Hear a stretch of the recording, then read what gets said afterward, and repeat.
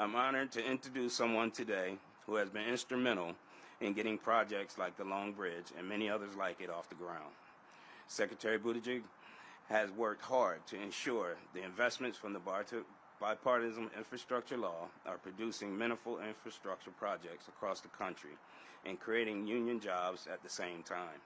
Secretary Buttigieg, my whole career has been putting finishing touches on critical infrastructure projects to make sure they last for future generations. It is my honor to introduce you because you have the same mission. Thank you.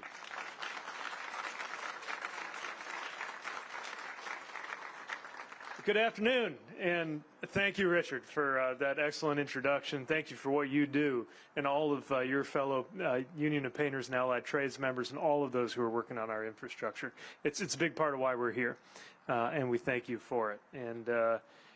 And by the way, for anybody who thinks because you know what it's like to paint a room, you know what it's like to paint a bridge, I would invite you to have the experience that Richard's union colleagues patiently walked me through learning how to use a shot blaster and see if you can stand upright while you do it.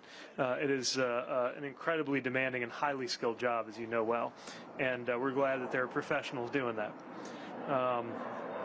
Can't we just send the planes to runway 4? Is there somebody? No.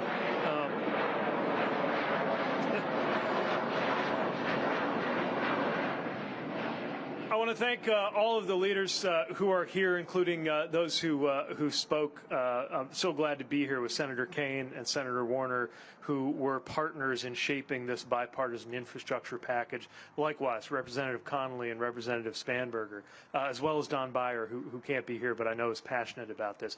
I want to make very clear this project is happening because of your congressional delegation in more ways than one.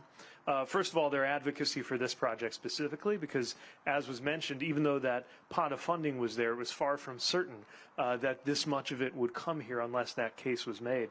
But also the simple fact that we have this infrastructure bill. Now we're so used to it, it's like it couldn't have been any other way.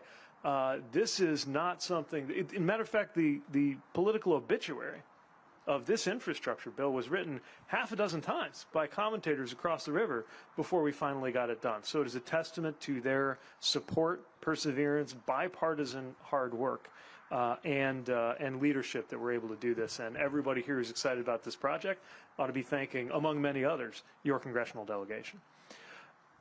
Let me also acknowledge a couple other members who can't be here who were part of that. Representative Wexton, who has been such a key part of, through her committee work and her leadership of making sure that we're able to do this. And Delegate Eleanor Holmes Norton, who's on the T&I committee, very passionate about this work as well. And when they told me that our proceedings would begin with a DJ, I have to admit I had the wrong idea. But thank you for your work on this and for keeping your eye on that 2030 vision.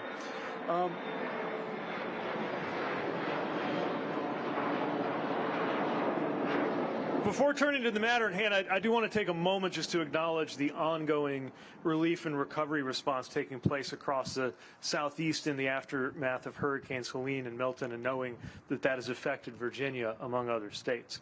Already, the U.S. Department of Transportation has directed $134 million in emergency funding to North Carolina, South Carolina, and Tennessee for some immediate needs for getting critical routes back up and running. We're directing another $3 million through our Thriving Communities program to help communities impacted by those disasters. And these are just the earliest steps. We're going to continue working at the President's direction across all federal agencies to make sure that impacted communities get the resources that they need.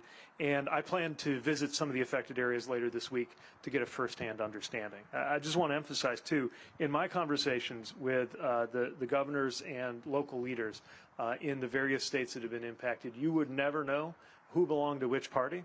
And I very much hope that spirit will prevail when Congress comes back to attend to the disaster funding needs that are going to emerge. So with that, I do want to talk about the good news at hand. I have had the great pleasure of celebrating groundbreakings and ribbon cuttings and other events now in literally every state in the union. But it's rare that I get to mark one at a venue that's occasionally part of my morning routine. And back when I got it in my head to do a triathlon, I remember swimming here and then hitting the trail and thinking, well, we're right by the bridge. I'm just going to run right on over there, only to realize that while it might be very close as the crow flies, you got to go down to Crystal City, pick up the magnificent Mount Vernon Trail, get back up to DC in order to enjoy running on the mall. And while the bike and pedestrian part of this scope is a little separate from the grant we're celebrating, I'm still very glad that it's part of the overall vision for this project. It's going to be a great quality of life benefit and safety benefit around here. Anyway, all of which is to say, I'm very excited to be able to celebrate with you at something a little bit closer to headquarters. Now, on Long Bridge today, freight and passenger rail that share the tracks that cross this bridge at a time when passenger ridership is on the rise and when capacity is virtually maxed out at peak hours are depending on a structure that is more than 100 years old. And we know that something like this is happening in a lot of parts of the United States, but rarely in the United States will you find a single piece of infrastructure on which so many people depend every single day. A more modern structure and updated capacity are going to be vital to sustain that level of traffic, and we're going to have a lot more coming. Supporting the economic growth that's happening in this region requires us to make investments that should have been made a long time ago. And now, thanks to the bipartisan infrastructure package, that investment is actually happening. The funding, which has long been needed, is in hand. Key planning milestones have been met. And so today, on behalf of the Biden-Harris administration, I have the privilege of joining you to officially celebrate the groundbreaking of the new Long Bridge.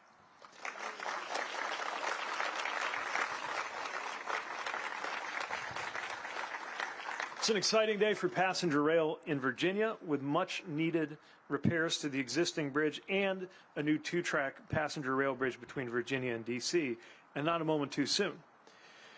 With the partnership of the members of Congress here today, the VPRA, and the work of so many of my colleagues in the Federal Rail Administration, led by Amit Bose, our administrator, thanks for your work on this, we are making good on President Biden and Vice President Harris's promises.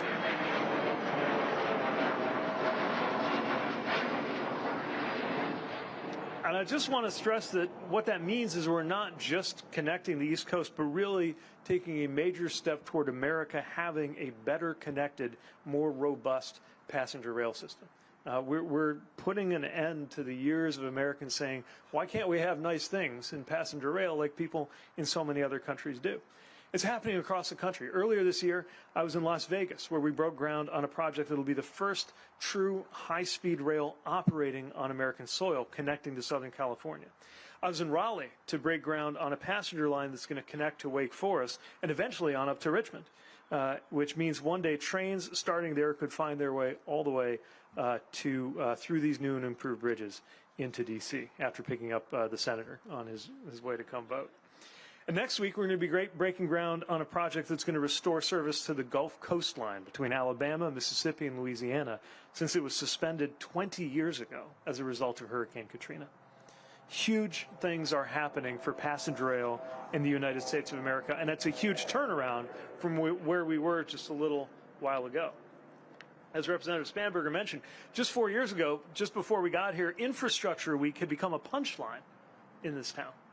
There's a lot of talk, but no action, and certainly no $729 million in grants to get something like this done. And yet the needs grew and grew from both the deterioration of the older assets and the rise in new demand from the economic growth that you're seeing along that Raleigh to Richmond to D.C. corridor. Now, at last, we are meeting the moment, and we're reinforcing a growing national network of passenger rail. In addition to repairs to the existing Long Bridge and construction of a new bridge, this is also funding that will go to critical improvements along the rail corridor between D.C. and Richmond. But today isn't just about trains. As Richard reminded us, today is also about jobs. The overall Transforming Rail in Virginia program alone will create more than 36,000 jobs, to say nothing of the business investments that are going to grow as a result of these enhancements going into service. And that is going to add to some staggering totals created just in the last few years. Since the Biden-Harris administration took office, more than 16 million new jobs have been created, including 1.7 million manufacturing and construction jobs, with construction employment at the highest level recorded since data was first collected in 1939.